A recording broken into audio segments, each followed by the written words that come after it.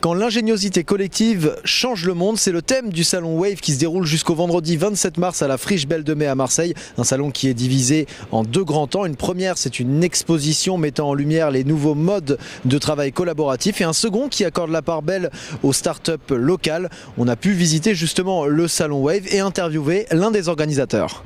L'idée de cette exposition Wave, c'est justement de souligner à travers le monde la vague d'ingéniosité collective qui s'est mise en place depuis quelques années, depuis le milieu des années 2000 à peu près, pour justement essayer de faire mieux avec moins.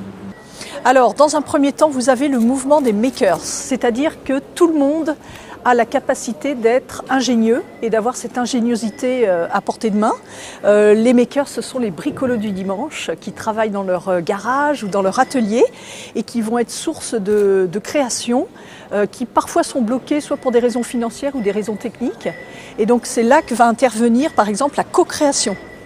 La co-création, c'est grâce justement à Internet, on va pouvoir échanger, trouver des solutions techniques, des financements, pourquoi pas, avec le crowdfunding. L'économie inclusive, autre forme d'ingéniosité.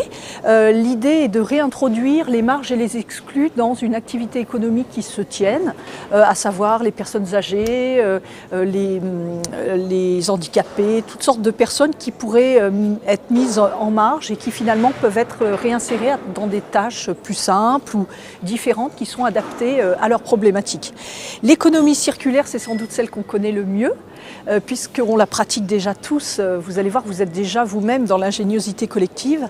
L'économie circulaire, c'est par exemple le fait, lorsque vous déménagez, vous avez une grande bibliothèque et vous vous dites c'est pas possible que j'emmène tous ces livres, et donc vous allez trier vos ouvrages et en donner par exemple à la bibliothèque municipale. Grâce à Internet, on peut avoir une voiture sans en posséder une, ou la partager avec quelqu'un pour faire un long voyage. Je pense évidemment aux échanges de maisons, aux échanges de bateaux. L'idée, c'est qu'on a un bien qui nous sert peut-être quelques semaines par an, qui vous a coûté qu'un investissement qu'il faut assurer. Et donc en mutualisant ces objets-là, on peut en faire profiter le plus grand nombre. Donc c'est l'économie du partage, donc c'est le principe de Blablacar, etc., etc. 5 types d'ingéniosité collective qui ont remis en cause le schéma traditionnel. On s'est posé la question, pourquoi vouloir montrer cela aux Marseillais ?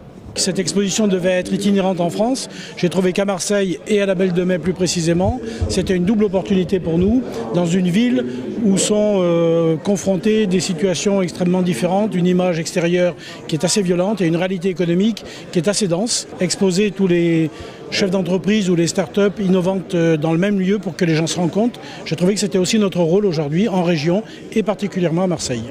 On va tout au long de la semaine successivement traiter de la question du financement des startups, des femmes et de l'innovation, de